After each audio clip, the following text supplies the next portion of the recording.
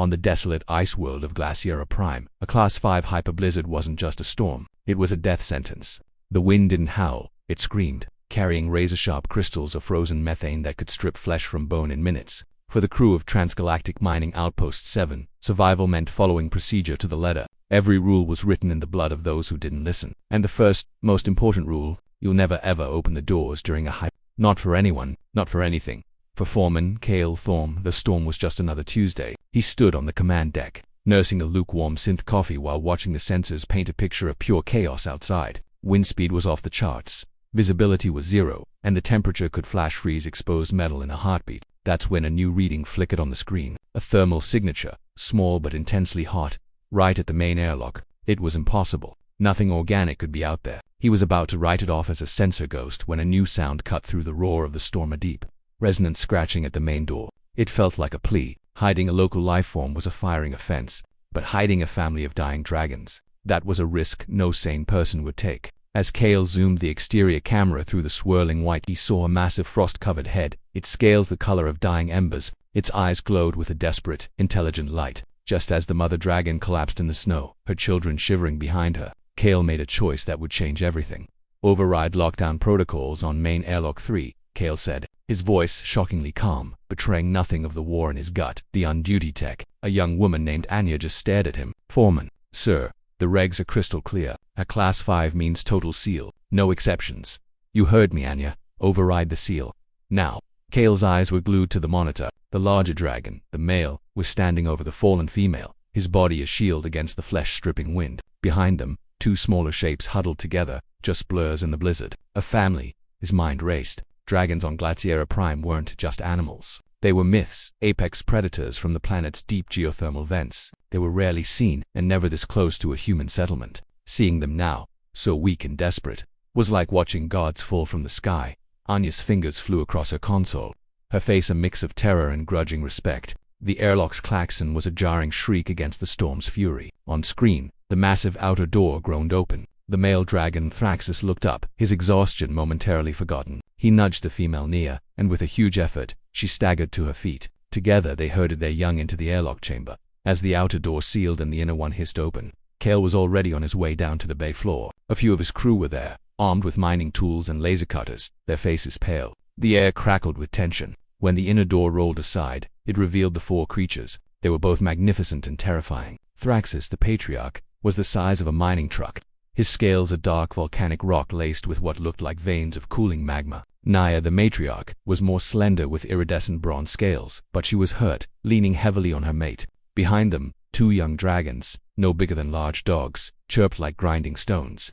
Their wide eyes taking in the human space with a mix of fear and wonder. They radiated a powerful warmth, steam rolling off their bodies into the cold bay.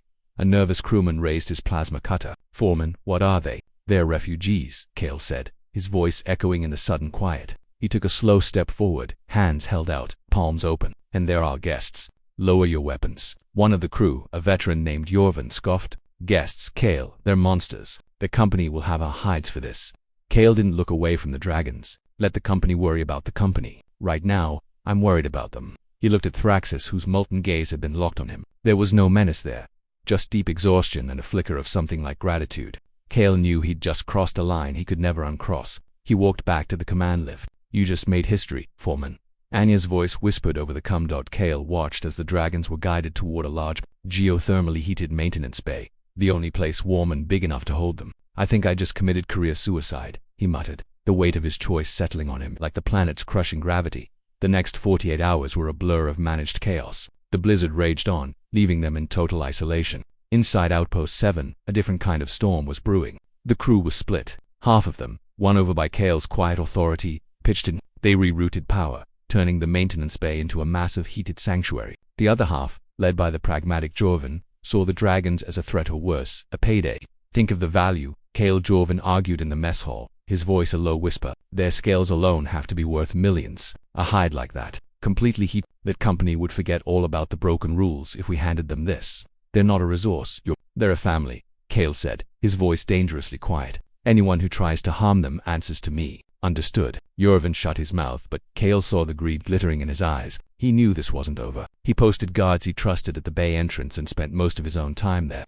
watching his impossible guests.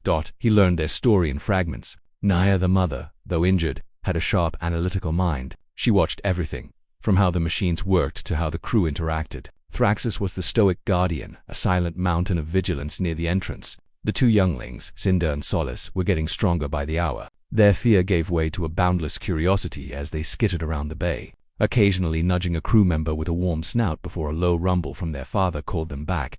Through gestures and trial and error, Kale began to understand. They were geothermal life forms, their bodies like biological furnaces that metabolized minerals and heat. The storm wasn't their only problem. They were fleeing a cataclysmic geological upheaval that had destroyed their home deep within the planet.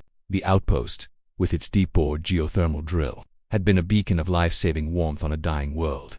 The turning point came on day 3. The blizzard had let up just enough for a team, including Youre, to head out to secure a rig damaged by the wind. Kale watched from the command deck, his gut tight with anxiety. Suddenly, a massive gust tore across the platform. A weakened support pylon groaned and snapped. The catwalk Youre was on tilted violently. He lost his footing, his snapped safety tether offering no help as he slid toward a 1,000-foot drop into an icy chasm.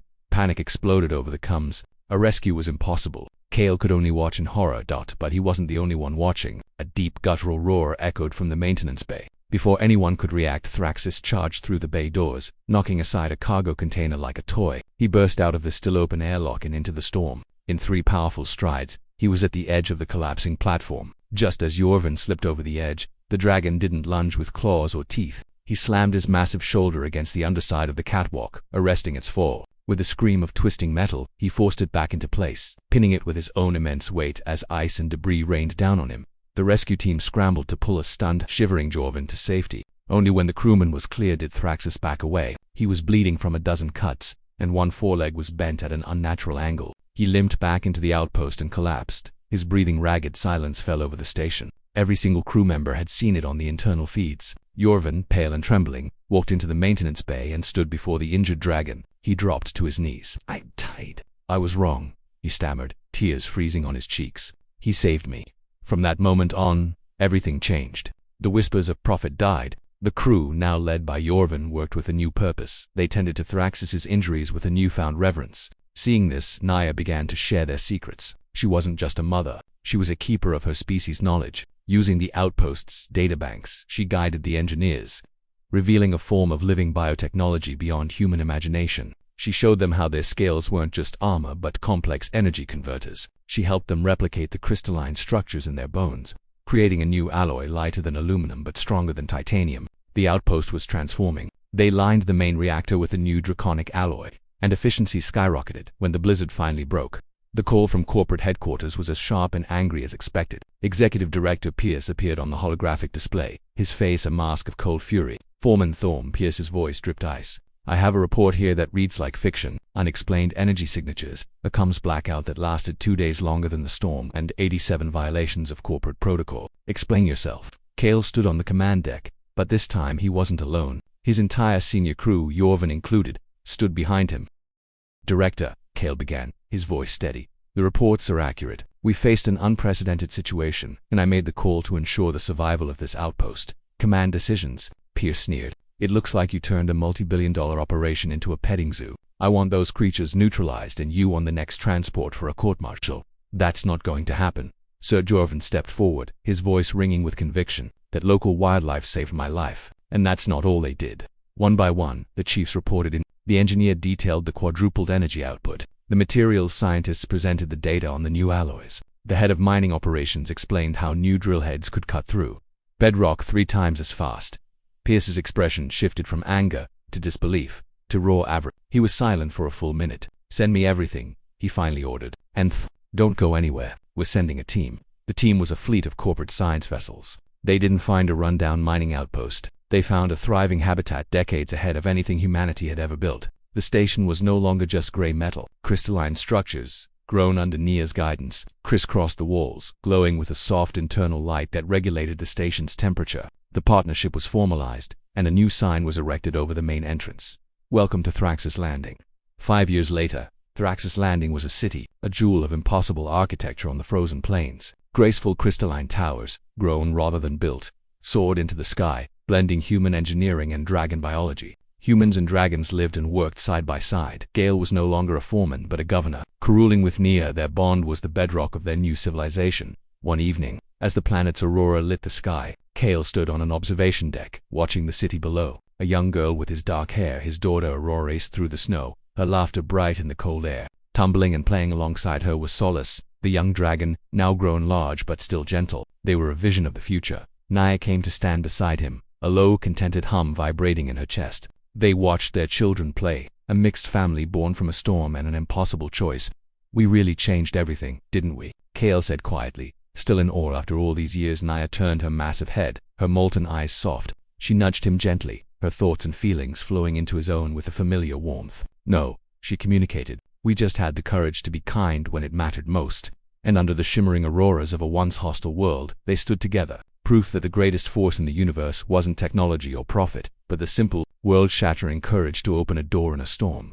If you were moved by this story of courage and compassion, be sure to like this video, comment with your favorite moment, and subscribe for more stories that explore the furthest reaches of the imagination.